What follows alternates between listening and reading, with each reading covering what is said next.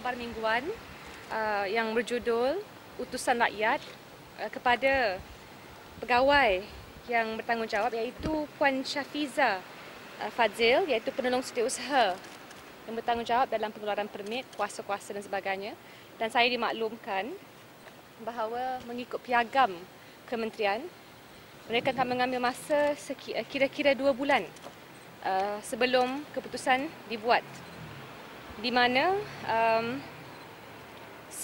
seorang pengurusi Timbalan Ketua Setiausaha KDN bahagian sektor keselamatan, Datuk Rahim, akan mempengurusikan sebuah panel kira 10 orang untuk melihat semua penerbitan baru dan insya-Allah akan berikan rekomendasi kepada menteri ataupun timbalan menteri untuk bersetuju ataupun tidak meluluskan mana-mana penerbitan.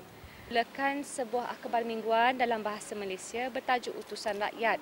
Ketua editornya adalah Saudara Hatta Wahari, iaitu Presiden pada National Union of Journalists dan juga bekas editor dalam Utusan Malaysia. Akhbar mingguan ini, Utusan Rakyat namanya, akan bersifat bipartisan insya-Allah dan saksama dalam laporan dengan mengambil kira suara dan pendapat pelbagai pihak.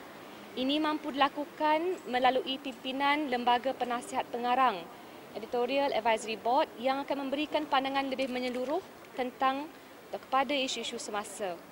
Pada waktu ini, lembaga ini dianggotai Datuk Ambika Srinivasan sebagai wakil badan bukan kerajaan dan saya sebagai wakil Pakatan Rakyat.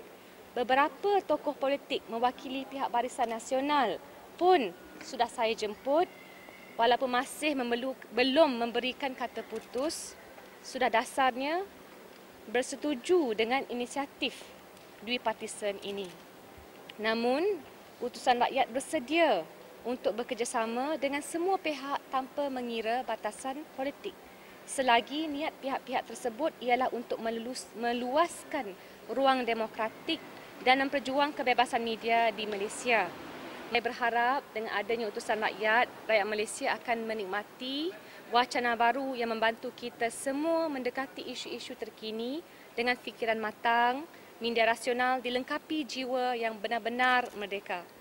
Maka saya berharap pihak Kementerian Dalam Negeri akan menyahut cabaran memulihkan demokrasi, khususnya menteri, kerana keputusan terletak di dalam tangan menteri dan juga timbalan menteri.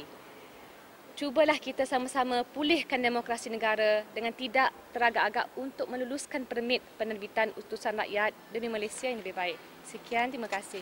I think like, it's quite important to understand that we do not want to suffocate. We do not want to be overbearing in our presence. It is an advisory board, but Mr. Hatta Wahari will be given freedom as the editor-in-chief to decide accordingly. That's what we want. No political party, in fact, should hold control over a particular media industry or media company. I don't think that's what we want to fight for in Malaysia. And that's why I begin by saying I will not hold the editor-in-chief post. I'm giving it to Hatta Wahari, who himself have been with Utusan Malaysia for 16 years. And our role is, of course, you give some advice, you invite some other representatives across the board, but he holds sway in terms of the direction and the publication of Utusan Rakyat. Personally, I have been encouraged by his determination, his courage, in standing up for what he believes in.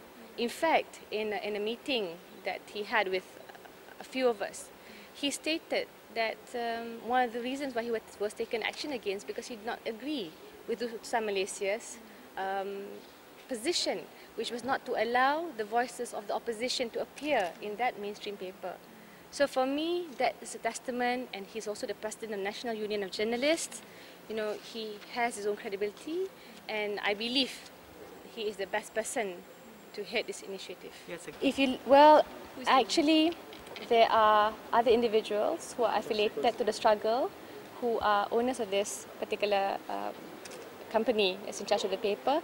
They don't hold any party positions. Because for me, I might initiate this, but at the end of the day, I don't want to be directly part, and I don't want it to be said that it is biased in favour of Parti Keadilan Rakyat because of my involvement It's just that I think it's important to spearhead an initiative, yet let it grow and survive on its own.